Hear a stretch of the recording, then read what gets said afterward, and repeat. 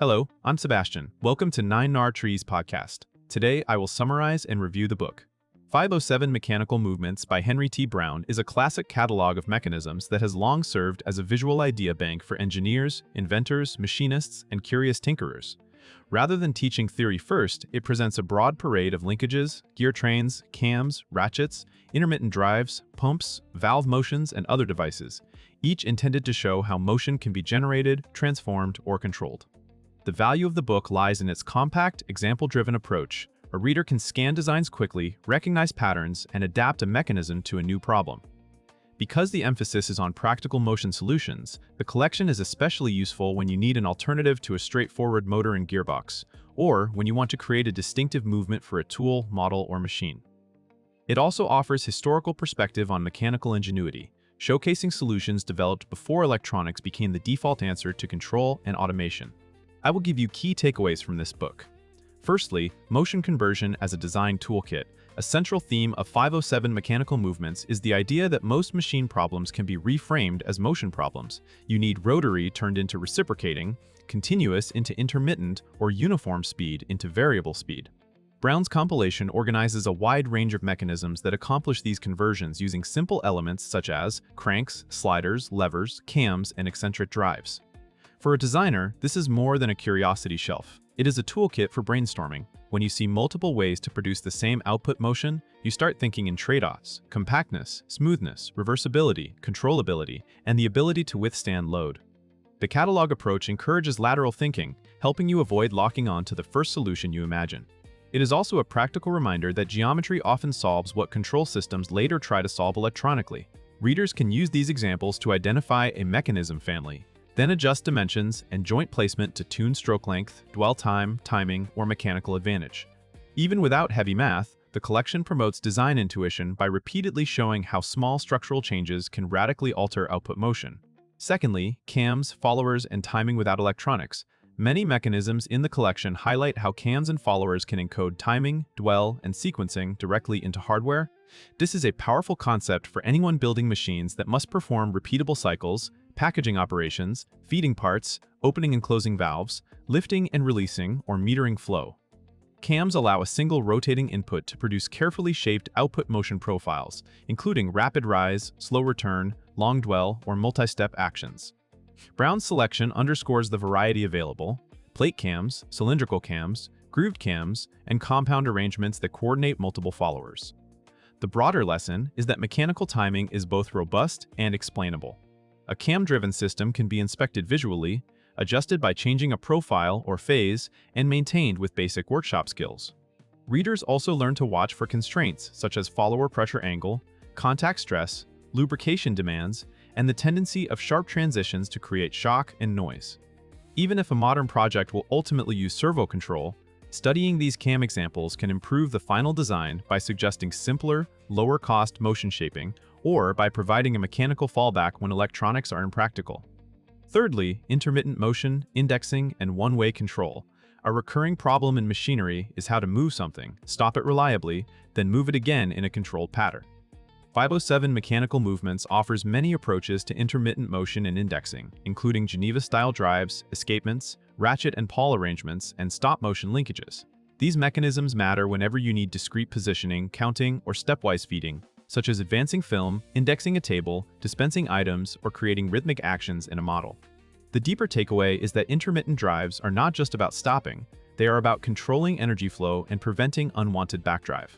Ratchets and pawls provide directional locking, while escapements meter motion in small increments and can also regulate speed when combined with a power source. Indexing mechanisms reveal important design considerations like impact at engagement, backlash, wear on locking surfaces, and the need for smooth acceleration into a stop. By comparing multiple schemes, the reader can choose between simplicity and precision. A ratchet might be rugged and forgiving, while a Geneva mechanism may offer cleaner discrete positions at the cost of higher contact stress. The collection helps you think in terms of motion logic implemented in hardware. Fourthly, gears, linkages, and mechanical advantage in compact form. Brown's catalog demonstrates that gears and linkages are not only about transmitting power, they are about shaping relationships between input and output. You see mechanisms that change direction, offset shafts, vary speed ratios, and create complex paths with surprisingly few parts. This is valuable for compact design, especially when space, weight, or manufacturability limits what you can build. Gear trains and gear linkages show how rotational motion can be recombined to yield differential behavior, phase shifting, or synchronized movement. Meanwhile, 4-bar and multi-bar linkages illustrate how coupler curves and pivot placement can produce near-straight motion, quick return effects, or specific dwell characteristics without resorting to slides. The practical insight is to treat geometry as a programmable medium. By selecting link lengths and pivot locations, you can craft motion with built-in mechanical advantage, where you need force, and reduced advantage where you need speed.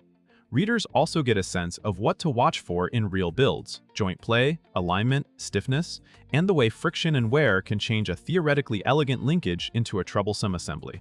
The book's breadth helps you recognize when a linkage is the simplest answer and when a geared solution is more stable or easier to manufacture. Lastly, how to use the collection for ideation and prototyping. Because 507 Mechanical Movements functions as a catalog, its biggest benefit comes from how you use it during design and prototyping. The book supports a workflow where you begin with the required output motion, then scan for mechanism families that naturally produce it, and finally adapt the geometry to your constraints. A productive approach is to write a short motion specification, input type, desired output type, stroke or angle, speed, load, duty cycle, and whether reversibility matters. With that in hand, the examples become filters. You can quickly shortlist options that match the motion logic, then reject those that are too delicate, too noisy, or too hard to fabricate. The collection also pairs well with modern prototyping tools. You can rough out mechanisms in cardboard or 3D prints to test timing and interference, then refine for strength and manufacturability. The examples encourage modular thinking, combining a motion converter with a latch, an indexer, or a cam sequence to build a complete machine cycle. Even readers who are not building hardware can benefit by training their intuition. Repeated exposure to mechanism patterns makes it easier to diagnose real machines, communicate design ideas, and spot elegant simplifications early in a project. In conclusion, this book is best suited for mechanical engineers, product designers, machinists, robotics hobbyists, model builders, and inventors who routinely face the question, how can I make this move the way I want? It is also valuable for students who know basic mechanics but need to build intuition about real mechanisms beyond textbook equations. The benefit to a reader's life is practical and creative. It expands your problem-solving vocabulary, helps you generate multiple solution paths under tight constraints, and improves your ability to prototype quickly. When you can select a mechanism that naturally produces the required motion, you often reduce part count, simplify control, and increase reliability. Compared with many modern books that focus narrowly on CAD workflows, electronics, or high-level design theory, this collection offers immediate, visual, reusable ideas that can be adapted across disciplines. It is worth buying because it functions as a perpetual reference. You can return to it whenever you are stuck, need a compact motion trick, or want an alternative to sensors and software. The breadth of examples makes it a strong companion to contemporary tools and a time-tested source of mechanical inspiration. If you would like to support Henry T. Brown, you can buy the book through the Amazon link I've provided in the podcast description. After reading the book, please let me know what you think and share your thoughts. See you around.